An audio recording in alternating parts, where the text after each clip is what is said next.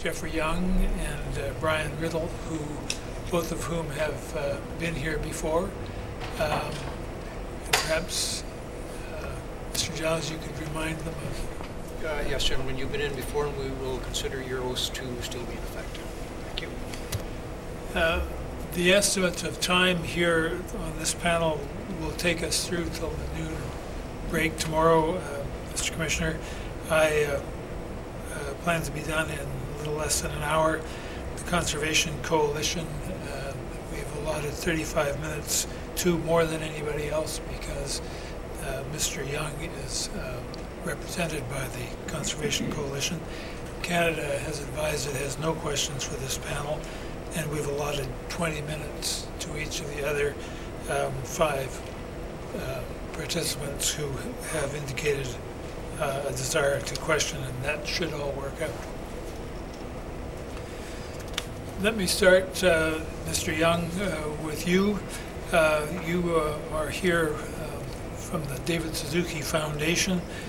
Can you just tell us a little bit about the role the David Suzuki Foundation has had with respect to advocacy relating to watershed and planning, ecosystem management, and issues related to the wild salmon policy? Well, I've been with the David Suzuki Foundation since 2005. We've been involved with wild salmon conservation long before that, actually, since our inception over 20 years ago. We've been involved with a wide range of projects related to marine use planning, freshwater conservation, marine conservation, salmon. Throughout that period of time, I think it's quite a long list, actually. I don't know that it'd be worth going through entirely. With respect to the wild salmon policy, we were involved in working with other NGOs before the release of the policy in terms of providing input and review of early drafts. We were engaged with some conversations about finalization of the wild salmon policy, communicated about it when it came out in 2005, and since that time have undertaken a range of projects actually related to seeing the wild salmon policy effectively implemented. We see it as a very useful policy, essentially defining conservation, a critical element given that conservation has been identified as Fisheries and Oceans Canada's overriding mandate. It's included producing a number of reports evaluating means by which we could see the policy effectively implemented, as well as having numerous meetings with Fisheries and Oceans and other stakeholders around implementation. Thank you. One of those publications from the Foundation is already an exhibit, Exhibit 715, The Will to Protect. Another of those publications is called Returning Salmon, which is in tab 10, Mr. Lunn, of the Commission's documents.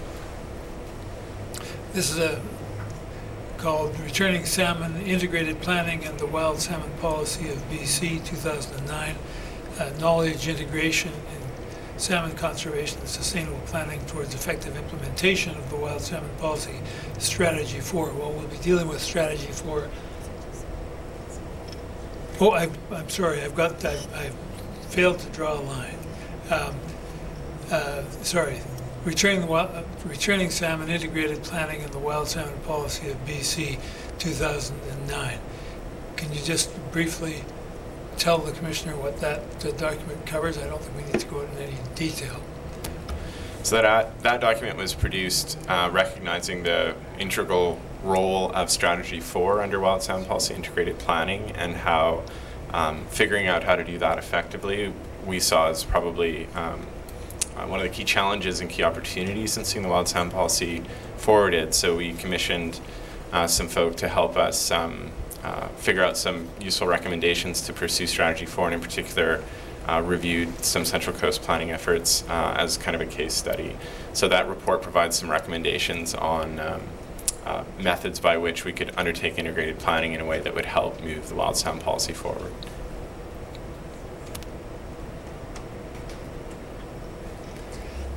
Thank you. We will get, I think, come closer to that document when we deal with strategy 4, Mr. Commissioner. Could we mark that, please, as the next exhibit? Thank you. Dr. Riddle, your CV is also before the Commission at Exhibit 108. And just to remind everyone, you're the CEO of the Pacific Salmon Foundation. Can you just very briefly remind the Commissioner the mandate of the Pacific Salmon Foundation? Pacific Salmon Foundation is a charitable nonprofit organization that we're entering our 25th year next year. And the goal of it is to restore salmon habitat in British Columbia and the Yukon, and to further our objective of conservation of salmon throughout BC. Since joining, I think another agenda that we have is to be much more vocal about the state of salmon, and to try and promote more public awareness of the need to not take them for granted and to promote their conservation. We largely find money to fund community groups is the role of the foundation. And what are some of the processes you're engaged in? And, the BC Living Rivers program, what is that? Well, BC Living Rivers is actually just one of a number of funding programs. The foundation functions with basically 4 programs. One that I call our core program is Community Salmon Projects. This is the program that the foundation began with. It's actually funded by some money from the salmon conservation stamps that recreational anglers have to purchase, and then the foundation raises other funds to try and match that money. And those funds are directed back to volunteers and community groups to do work in stream habitat restoration, conservation programs, governance activities. In 2006 through 2011, just this March of this year, we did have a larger, by far our largest program, which is the Fraser Salmon Watershed Project, also working with volunteer programs, but also because it's much larger, we're able to pay some labor costs. That's where the BC Living Rivers funds were actually used. They were then matched by the Department of Fisheries and Oceans, and so the total income that we were working with is about $16.5 million that would be allocated out to community groups, and both of those programs have sunsetted this year, and so they basically are coming to an end. The other programs in the foundation are really for fundraising, communication, and education. And then we have basically an events program to try and raise funds to put back to communities. Thank you, Dr. Riddle. You mentioned funding from DFO. Can you just explain to the Commissioner, please, what other connections there are between the Pacific Salmon Foundation and the Department of Fisheries? Well, the only ongoing agreement is the salmon conservation stamp. That was just re-signed this year, so for the next 5 years we continue the agreement where approximately right now $1 of every $6.30 is directed back to the Pacific Salmon Foundation, and those funds are closely monitored through a joint Department of Fisheries and Oceans and PSF group that monitors the application of the money to 2 projects every year. And that the program I was referring to, the Fraser Salmon Watershed Program, has sunsetted, so that will no longer be funds from the federal government. The only other tie there would be, personally, I have an appointment with the Pacific Salmon Commission as an alternate Canadian commissioner, but that's only for a very limited number of days a year. Thank you. If I may just add, the purpose of this panel, Mr. Commissioner, is to hear from these experts on what, how they see the rolling out of the, all of a sudden, the wild salmon policy over the years. We've heard before from Dr. Riddle about its origins, and now we're coming back to hear from him on how it looks from the outside, and Mr. Young, similarly, how it looks from the outside. Mr. Young, what are the merits of the wild salmon policy? As mentioned, the it's been clearly identified that conservation is the priority mandate for DFO, and that's appropriate given that conservation is central to ensuring there's fish available for other uses. It's my view that the wild salmon policy essentially defines conservation for wild salmon in BC in a very practical way, a way that acknowledges the role of biodiversity in conserving salmon. It does a good job of identifying what unit of diversity is appropriate, or at least a process by which unit of diversity is appropriate to conserve, not just for maintaining salmon, but also supplying benefits to users. It integrates habitat conservation and ecosystem considerations, key elements of ensuring conservation for salmon. So it's comprehensive in that sense. And it identifies both the need for involvement by participants at the watershed scale in particular, but otherwise as well, in the planning around the conservation of salmon, and the need for independent review of the success of the policy. So all those are really important elements, and essentially, we see it as central to moving forward with salmon management and actually having effective salmon management for the benefit of salmon, but also for users. Thank you. Dr. Riddle, how would you put it? Yeah. Well, I think Jeff has done a very nice job in summarizing the strategies of it. I always describe it as being a comprehensive management framework that really looks forward, as well as looking at managing fisheries in the current context. Because of the pressures that we do have coming, such as climate change and the continuing development in British Columbia, we are going to have continued pressures on Pacific salmon. The vision of the wild salmon policy was that the basis of the future is protecting the biodiversity in Pacific salmon. But you can't protect that without protecting the habitat and considering their ecosystems. Well, I guess you will start tomorrow talking about Strategy 4, which I really see as the difficult task. I mean, the others have taken us more time than we would have liked, I think, in the department. The real challenge is making it effective by dealing with the people that are affected by decisions. And that, so Strategy 4 really is what I think we considered in the department at the time, and I still consider the key development in making this all effective for the future.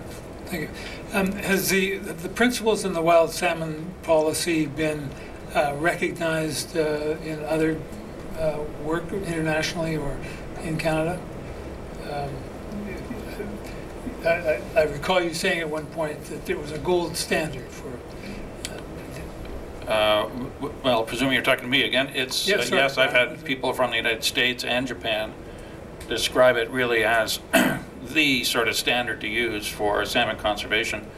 And I think Jeff sort of hit the highlights of it. I mean, you really do need to be looking at what is the basis of the resource when they're going to be challenged by a changing environment. And that comes down to the biological or genetic diversity of the salmon and their habitats. So yes, it has been described as a gold standard for conservation. In terms of your concerns, you mentioned the slow pace of bringing strategies 1, 2, and 3 into place. Besides, what other concerns do you have about the implementation of the wild salmon policy?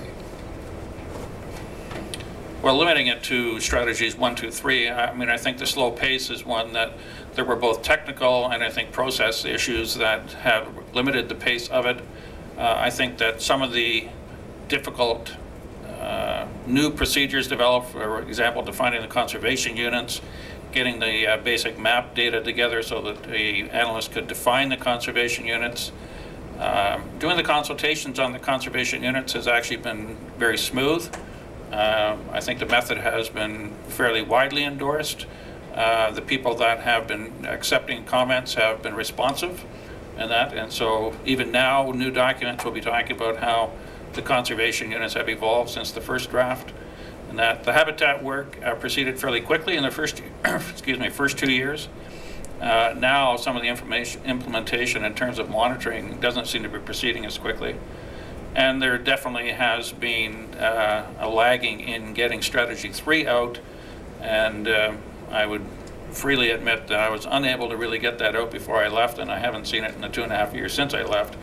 So, I mean, all we really want to do now is get a white paper out there so people agree. implementing ecosystem values is a fairly broad topic, and so we need to make it down to a more practical level. Some of the work that the NGOs have done, and particularly David Suzuki Foundation, has provided useful talking documents, and that. But Strategy 3 clearly needs to have more effort put to it. Okay, Dr. Earlett, would you say that the policy has lost momentum in its implementation? You, I think, suggested that it started off fairly well and nothing much has happened lately. Well, I think that when you look at the pace of change, that it may seem to have lost momentum in the last couple of years. I think it may also simply be that you are now tackling some of the tougher questions. I would say that your discussion on Strategy 4 will demonstrate that in the next day. I think the issue on ecosystem-based management, people had expected expected the department at the time, but others haven't really proceeded a long way in proceeding with that either. So I think we do need a bit of a rejuvenation in a couple of the strategies to make it really go a little quicker now. Would you suggest reinforcing of this as a priority within DFO? Is that an issue? Well, I guess I could only offer an opinion in the sense that from just seeing at the rate that we're proceeding and the number of people that are doing work in it, it probably does need a bit of a reprioritization to move it forward a little quicker. I'm concerned, as having a lot invested in this in the past, as you all know here, the longer this languishes, the less sort of enthusiasm people have for change, and particularly, again, I think Strategy 4 will demonstrate this, and that I think it has the components that will be an effective management framework for the future, but it really needs to move forward at a pace that people can really appreciate the value of it. Thank you. Mr. Young, your concerns, you mentioned slow pace as well. Yeah, I agree with everything Brian said so far, so I won't repeat those. I'll suggest around strategies 1 and 2 in particular that having conservation units defined, benchmarks defined for them, assessment of status relative to those benchmarks, and then having some indication of where the state of habitat is at is quite central to the policy and of great value to proceeding with Strategy 4 planning and other elements. And so it is troubling to see that we haven't quite gotten to that point yet. I understand that, well, firstly, I acknowledge that there has been some excellent work done in terms of defining how conservation units will be defined, proceeding to define them. I think there is some good background work in terms of identifying the method to set benchmarks as well as to assess habitat. So I acknowledge that work, but we're still not at the point yet where we can look, for example, at Fraser Sockeye and say, these are our CUs and this is their status relative to benchmarks. We're obviously close in the Fraser given the grant paper, but not quite there yet. I do think there's clearly some resource constraints that probably play into that. The clearest one in my mind is probably around just completing the assessment work, most clearly for habitat, given that that's generally requires a fair amount of work to do. I think that more broadly, a real concern or challenge from my perspective is ensuring that we're applying at least what we've completed so far to the actual management responsibilities of the department. So ultimately, given the central importance of this policy as it's written, decisions around fisheries, integrating wild salmon policy information into the fisheries management plans, and ultimately decisions around habitat made by the department ultimately should be being informed by this policy, and at this point I haven't really seen a lot of evidence of that. Do you see any lack of commitment within DFO on this implementation and particularly the integration of these policies into management? I do think that the various elements of DFO that we're involved with, habitat management being one and fisheries management, there are a lot of examples of continuing to manage as they have without necessarily a lot of consideration or adequate consideration of what's been done so far around the wild salmon policy. So perhaps that could be interpreted that way. Yeah, I'll leave it there. Issues as to sharing of information and with respect to CU status? Mr. Young? I can't say exactly whether there's an issue with sharing of information versus having the information. I think that there may very well be cases where there has been efforts to look at CU status, or at least list what we know about CUs, that has been difficult to get or hasn't been fully shared, although I think that's probably because the people doing that work hasn't been maybe prioritized and then completed to a point where it's gotten into a report that could then be reviewed. But overall, I think that the real challenge on the point of information is that we haven't done it. We haven't, in most places, developed benchmarks and assigned status relative to benchmarks. So that information just hasn't been, that analysis hasn't been completed, and therefore that information is not yet available. With respect to one of the compromises that's in the, or perhaps a compromise that's in the policy itself, is the use of benchmarks and lack of, as opposed to reference points, and the fact that nothing flows automatically from failure to meet benchmarks. Are you satisfied with this management choice? One of the early concerns we expressed around the policy was the fact that it was fairly actually vague, I guess, about what a benchmark really was. It seemed to us they explicitly avoided the term reference point, and I think they've explained that to be the case, given that that is an explicit definition in fisheries management, a point at which generally a limit reference point would be a point at which you'd stop fishing and prioritizing conservation.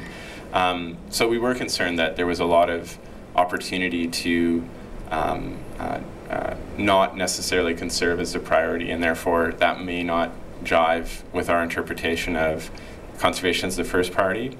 But given that, the setting of benchmarks, the setting of conservation units, and assigning status to benchmarks is still a really valuable exercise, and I think there is still some strong impetus and language within the policy suggesting that, for example, a CU below a lower benchmark should receive a priority of conservation, that recovery plans are developed, and that's essentially the central strategy of the wild salmon policy. So we do gain some comfort from that. In your view, Mr. Young, is it fair to say that DFO is managing fishery today in a way that's consistent with the objectives of the wild salmon policy? To answer the question plainly, no, I don't think they are. I think there are efforts to conserve certain stocks at certain times using some sort of effort, whether that's timing or area closures, those types of things. This is largely, I'd say, consistent with approaches that they've taken in the past. But in terms of actually understanding the CUs that are caught in a fishery, what their status is relative to a benchmark, and explicitly managing the fishery to be consistent with recovery plans for CUs below their benchmark, no, that's not happening. Yeah. With respect to frizzy, would you have the same? That's not a reflection either of the wild salmon policy? I think frizzy does not consider the full range of conservation units within the Fraser. It also scales up essentially management decisions to an aggregate level that at least the Marine Conservation Caucus has expressed definite concerns about the quality of that sort of analysis and whether that's adequately getting at and understanding the impacts at an aggregate harvest level to component stocks, even the ones that are assessed as a part of frizzy. So there's a range of challenges we've seen with frizzy, but in terms of it being a true application of the wild salmon policy, no, I don't think it is. Dr. Riddle, do you have a view on the management of fishery today by DFO and its relationship to the wild salmon policy, and frizzy in particular? Well, let me comment generally before frizzy, and I would have a slightly different perspective than Jeffrey, only in the sense that while the full implementation of the wild salmon policy and management is certainly not there yet, there isn't any question that the department is being much more conservative in its approach and recognizing that there are a number of biological units of salmon that are depressed, and that you can't evaluate them yet with reference to the lower benchmark. But I think that you definitely would have to acknowledge that they are thinking in terms of a more conservative approach, recognizing the value of biodiversity. Certainly, otherwise you wouldn't have as many comments from fishers about the allowable harvest rates in season and so on. But Jeff is right. I mean, there are varying levels of depressant in different populations, and of course, is the worst one driving the fishery? Well, probably not right now, and that will have to be dealt with down the road. A comment on the lower benchmark versus the limit reference points. Just by coincidence, last week a number of us from BC attended a science meeting of the MSC Scientific Panel on Marine Stewardship Certification, and they had some of the leading scientists around the world at this meeting in Seattle that work in reference points. And once they sort of understood salmon more fully, they recognized the very practical application of the lower benchmark as opposed to getting down to a limit reference point, because their definition of a limit reference point was very much that they are severely depressed in recruitment. And I think, as I said last time I was here, you certainly don't want to be driving populations down to that level where they may not recover. And so the lower benchmark was very explicitly if you called it a compromise, it was a change of wording with the same intent, that you did not want to put the stock at risk of suddenly disappearing because of a random event. All right, so you wanted to be much more secure in what you were going to accomplish at that lower benchmark. Does FRISI address the wild salmon policy? I don't think it does in a full sense, but I think it's much more an issue that you'd be addressing under Strategy 4, and that I think it definitely takes some of the issues of mixed stock conservation and protection of diversity into account already by changing these harvest rates. But there are many elements under Strategy 4 that you'll talk about that FRISI doesn't touch on, such as the ecosystem values and so on. And as Jeff says, the current spatial structure doesn't take into account fully the conservation units of Fraser sockeye. But in all honesty, once you have the CUs and the benchmarks, that's really pretty much an analytical step that they could proceed on fairly quickly. Thank you. Mr. Young, have we spoken about wild salmon policy and fisheries management? What about the relationship, if any, between the goals of the wild salmon policy and salmon enhancement programs? One of the elements of the wild salmon policy that we definitely looked for when it was first developed was how the question of enhancement would be dealt with. There was identification in the policy of development of, I believe it was called a risk management framework, to understand how enhancement would be handled in this context of conserving wild salmon.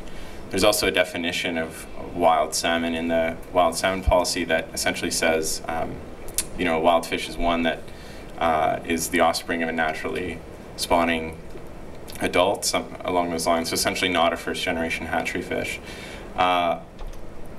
Since the release of the policy, we have been interested in the development of the risk management framework and how the question of enhancement would be dealt with. Stocks of concern, to see some material from Fisheries Notions regarding enhancement and the development of this risk management framework. It was acknowledged at that meeting that they'd only taken some early steps and that they hadn't fully developed the risk management framework as it was defined in the wild salmon policy. So it's definitely been a long process actually getting here, and we still aren't at a place where we have that risk management framework, or where it's easy or possible for us or others to be able to understand well how enhancement is connected to the goals of the wild salmon policy explicitly. Misty McDuffie of the Rain Coast Conservation Foundation, yourself, and Greg Knox. Just, is there anything you'd add to what you just said with respect to you and representatives of other NGOs presenting these views to the minister? Sorry, could you repeat that question? Would you add anything to what you've just said that comes out of this letter? I would just summarize that the letter includes a summary of our concerns, the potential risks of enhancement that's really been revealed with science over the last few years, that in our view has increased the need to really understand better how the wild salmon policy and enhancement should effectively be integrated. So given the revelations in some of this information kind of spurred our interest in understanding where the department was at with respect to enhancement. We decided to summarize that information and request a meeting, which we did receive. Now, Mr. Young, you made a reference to a biological risk assessment, and if I may ask Mr. Lennon if you could put page 36 of the wild salmon policy on the screen, just to point out that there is a specific reference to the development in the third bullet of a biological risk assessment framework, and that is what you're seeking, I take it, from DFO? Yeah, we are seeking the development of that and the opportunity to review and understand how it'll be applied. To really try and assess this type of interaction before you could really assess risk in a quantitative way. Otherwise, you get into many of these debates about, just how much of a risk it really is. And that, so before you're really going to make a great deal of progress, I think, in really doing a risk assessment framework, we really need to do some basic assessment and some research. Thank you, Dr. Riddle. Mr. Young, are you aware of any influence wild salmon policy has on the regulation or management of aquaculture activities in BC? No, I'm not aware of decisions made by the department related to aquaculture, and I would extend that to habitat management as a result of the wild salmon policy.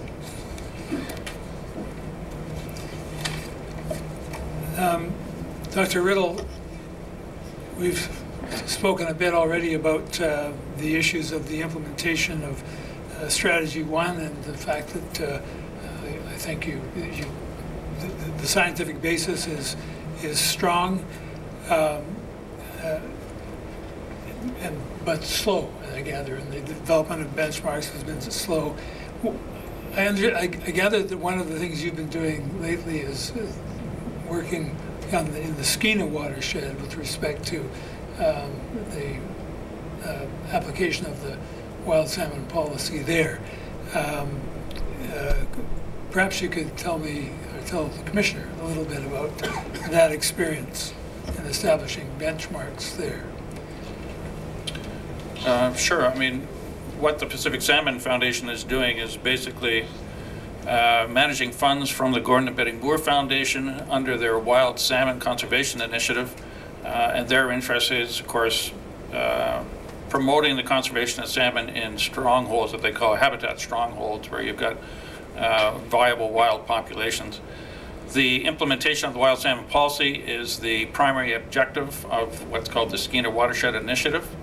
And so now that we have the conservation units defined and we have some guiding documents on benchmarks, we are currently funded, and I personally am working with another analyst to look at benchmarks for Skeena salmon, all species, but starting on the Skeena sockeye. And what the intention is here is to simply assist the department in making progress in defining the benchmarks for these conservation units.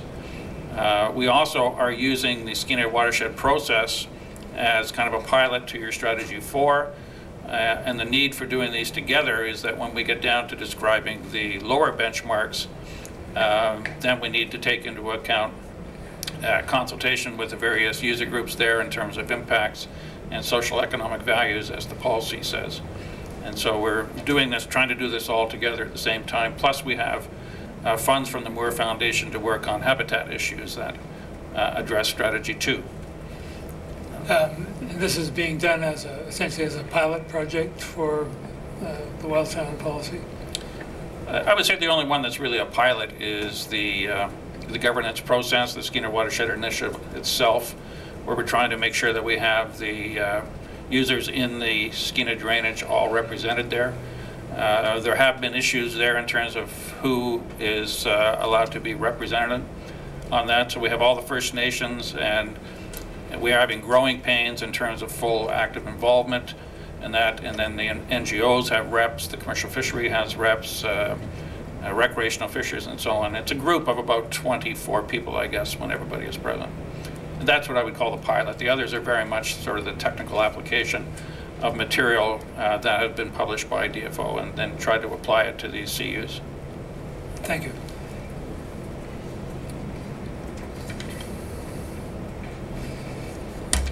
There's been a comment, you both commented about the delay in the development of strategy, implementation of Strategy 1. Dr. Riddle, what do you say are the implications of that delay for fisheries management? Well, there's an implication in the early going, as I acknowledged that as we started actually thinking about how to do this, we were drawing on some work that was a very similar type of process in the United States through the National Oceanographic and Atmospheric Administration Group, and various ways that we could define the conservation units. I think the delay there prolonged the application of fisheries management as it had been practiced before, and so the notion that there's a fundamental change and we're trying to go to a new way of defining the populations and take it into account in management, that may have been actually extended over a bit of time that took the emphasis out of implementing the policy. But I think it's coming back now, as I indicated already, talking to people that are commenting on the conservation units. The people that are monitoring this in the department have been very responsive. Where information has been corrected, they've applied it, and we're a little bit of a standstill right now in getting the actual data set out for people commonly so that they can use it. This is sort of commenting on the open and transparent process that the wild salmon policy speaks to. But I think that the department is close to getting a common set of data out that all the groups could use. And then organizations like myself or the David Suzuki Foundation, I mean, we could probably assist by having groups work on defining these benchmarks. Thank you. Mr. Young, you also commented on the delays in establishing, in implementation. How would you put the implications of those delays? Without having conservation units defined with benchmarks and an understanding of their status relative to those benchmarks, you don't have essentially the core information you need to then decide what to do, particularly about those CUs below the lower benchmark. The WSP is fairly clear about how one of the main objectives that would occur as a result of that assessment and of Strategy 4 planning would be developing the recovery plans and the way to bring conservation units below their lower benchmark above it. So without that information, you're quite limited, I guess, in terms of what you can really do consistently with the wild salmon policy. I think that the progress around defining the CUs, although somewhat drawn out, has been quite effective scientifically and maybe even reasonably completed time-wise given the amount of prioritization and funding that was behind it. But clearly we're running into a challenge in terms of actually getting the benchmarks implemented. So this is just around Strategy 1. The Strategies 2 and 3, I think there's even greater challenges. Strategy 2, I think some excellent work was put together identifying how to reasonably assess habitat, reasonably meaning if somewhat efficiently given inherent constraints around the efforts that would be required to go out and assess the status of habitat. But we really do only have a small number of assessments completed, and so there's a lack of information coming from that strategy that would then be useful to either CU planning for recovery, for example, or applying that information to other habitat responsibilities of the department. And then going down the list, Strategy 3, not really getting to a point where we're understanding how it's going to be applied, obviously limits any application. And what's necessary, Mr. Young, in your view, to correct that? Dr. Riddle spoke of use of people outside the department, the need for resources. How do you see this, advancing this? And I'll ask the same question to Dr. Riddle. I think that there is that opportunity. I think getting help from others is an option and something that maybe could be explored further. I think that the keys to getting as far as we have with Strategies 1 and 2 was actually at least identifying the method or the framework by which we'd assess. So getting the CU definitions, the CU definition methodology, and now working through the benchmark methodology is the critical first step. And then for strategy 2, the habitat assessment methodology. So I think probably the key outstanding element of strategy 3 is clearly identifying that methodology, what it means to apply strategy 3, and then we can go about applying it. So that's not a matter of getting people on the ground, that's a matter of doing more high-level research. And it'll likely involve a number of things. It would require some support and prioritization of completion of that strategy within the department to have it happen. It probably would be best facilitated by engagement and help from others. It probably will require some on-the-ground ground truthing evaluations, that kind of thing, which was necessary for strategies 1 and 2 as well. So I think a range of those things would be necessary. Dr. Hill? Well, I agree with mostly what Jeff's saying, that the really limiting factor in the early going was definition of the conservation units. There was a lot of uncertainty about how we were going to account for the diversity of salmon streams and the species spawning in them. And that, so I think a lot of people were looking for how the department was actually going to address that and define these units. We do now have some methods for defining the benchmarks, and so we have a basis to proceed on this.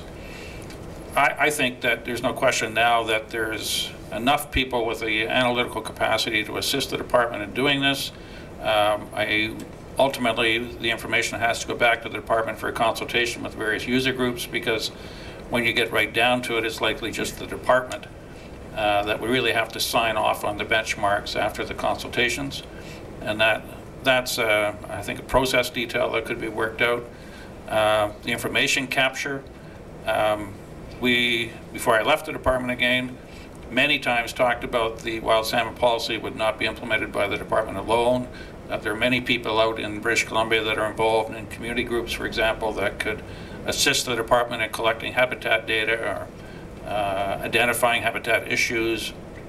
We knew we had to be more involved with the province because they have much of the terrestrial habitat information that could be used. And I think that would bring me to the sort of information collation and distribution as another limiting factor. That there were a number of discussions about building a wild salmon website where you could develop these sort of tools and you could share the information that people could contribute to. There are issues then about how you have people responsible for controlling what goes into these databases so that you have a level of confidence that the data is credible and verified and so on. And that, but I think that once we've got the few steps in place, that there are ways that we can more actively do this. And I think we just need a concerted effort to really push this forward for a couple of years to get people sort of back in the throw of the wild salmon policy. And I assume once you get all the pieces together, which I think is what you're talking of now, you then have an ongoing monitoring obligation as well. Now, how do you see that challenge unfolding? Well, the department puts a lot of money into annual monitoring in the first place, and if I can use the Skeena example again, in 2005, David Peacock, who is the management and stock assessment biologist up there, Carl English, and myself, we documented all of the assessment programs going on in central BC, northern BC, within the department, and then looked at how it would be allocated to sort of key assessment programs. We called it the core assessment document. Strategy 1.3 requires you to basically look at that again and make sure that you have a way of evaluating and monitoring the status of conservation units. That information should then be made publicly available, and that through some sort of communication system, probably a website. And so I think there are ways that this can be addressed now. The monitoring of the habitat, there are many, many people that spend a lot of time on salmon streams and could be organized to really be a very useful way of collecting information. There are electronic ways that you can capture a lot of information now on indicator populations. Typically, the department would use indicator stocks to identify key assessments for productivity of salmon stocks and so on, there isn't any reason why you couldn't apply the same sort of standard to changes in flow regime, the sort of habitat indicators, and that. And then there are different levels of monitoring you can use.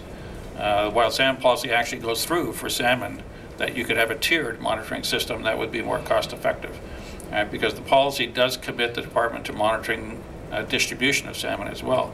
You have the same concern whenever you use indicators that you're not getting a biased sample by studying one stream, for example.